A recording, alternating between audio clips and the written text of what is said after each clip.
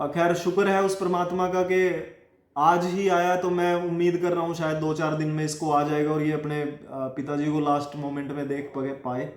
और तब तक आपसे भी यही रिक्वेस्ट करूँगा कि भगवान से, ऊपर वाले से, आप जिसको किसी को भी मानते हैं भाई, अल्लाह वाहेगुरु जो भी आप मानते हैं, जिस किसी को भी, उनसे रिक्वेस्ट आप जरूर कर लेना कि ये पहुंच जाए, तब तक इनके पिताजी सुरक्षित रहें वहाँ।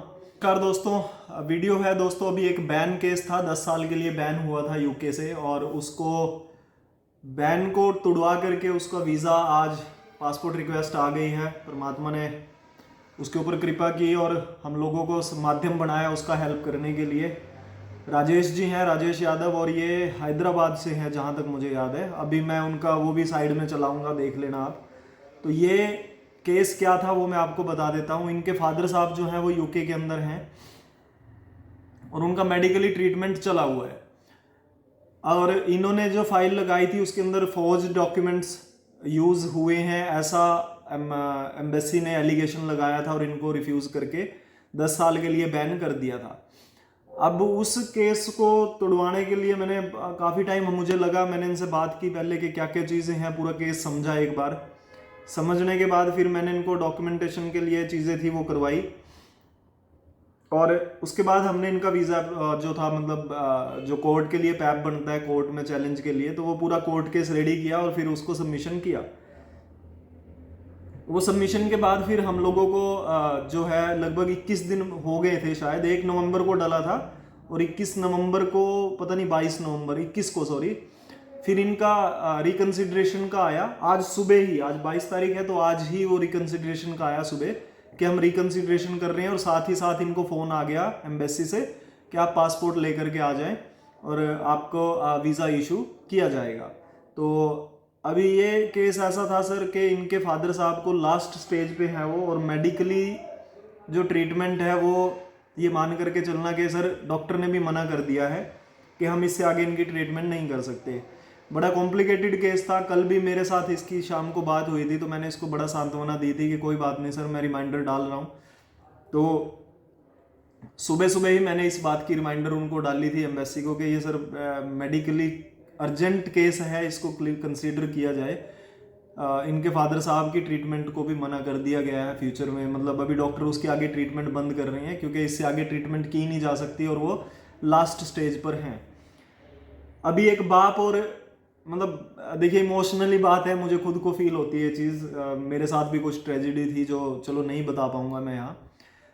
बाप और बेटे का रिश्ता बहुत जो है वो सर नाजुक होता है, बहुत ही इमोशनल होता है। तो इसको बहुत फील हो रहा था कि फादर जो है वो लास्ट स्टेज पर पड़ा हुआ है और ये उसको देख नहीं पाएगा। तो किसी भी बेटे के लिए ना ये एक ऐसा मोमेंट होता है भाई के, मतलब सोचोगे तो खुद ये आप अपने आप को उस सीट पे रखना। मुझे बड़ी फील हुई थी ये चीज़ के परमात्मा मेरे हाथ से ये भला करवा दे कि एक बाप और एक बेटा दोनों मिल सके, लास्ट स्टेज पर है। क्योंकि बाप बहुत कुछ करके और तब बच्चे पालता है, और यही भाई अब बाप बना हूँ तो अब पता चलता है, पहले तो नहीं होता है कि आप सोचते हो दुनिया की सारी जो खुशियाँ हैं वो आप अपने बच्चों को दे सकें, और ये सोचकर ही दिल दहलता है कि आप अपने बच्चे को लास्ट टाइम में ना देख पाओ। और एक बच्चे के लिए ये बहुत बड़ी चीज़ होती है कि वो अपने बाप को लास्ट टाइम में ना देख पाए।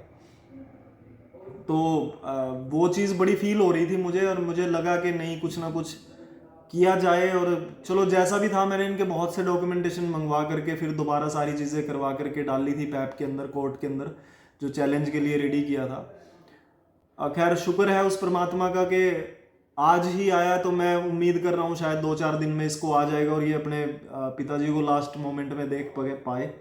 और तब तक आपसे भी यही रिक्वेस्ट करूँगा कि भगवान से, ऊपर वाले से, आप जिसको किसी को भी मानते हैं भाई, अल्लाह वाहेगुरु जो भी आप मानते हैं, जिस किसी को भी, उनसे रिक्वेस्ट आप जरूर कर लेना कि ये पहुंच जाए, तब तक इनके पिताजी सुरक्षित रहें वहाँ। और ये बहुत ज़रूरी चीज़ है। बाकी आप सबका मेरे ऊपर ट्रस्ट करने के लिए बहुत बहुत धन्यवाद है, जिन्होंने मेरे ऊपर ट्रस्ट किया। और उस ऊपर वाले का ये इसलिए धन्यवाद है कि उन्होंने मुझे इस काबिल बनाया कि मैं लोगों की हेल्प कर पा रहा हूँ। फाइनेंशियली ठीक है भाई, देखो कुछ चार्जेस तो लगते हैं, ऐसा नहीं है कि मैं फ्री ऑफ कॉस्ट, क्योंकि आज के टाइम में तो कहते हैं जी बिना पैसे तो भगवान भी खुश नहीं होगा आपके पास। आप मंदिर में जाते हो वहाँ भी फूल लेके जाओगे तो वो भी कीमत के होते हैं कुछ। बाकी खुशी है दोस्तों कि आप लोगों का साथ मिल रहा है। खुशी इस बात की और भी ज़्यादा है कि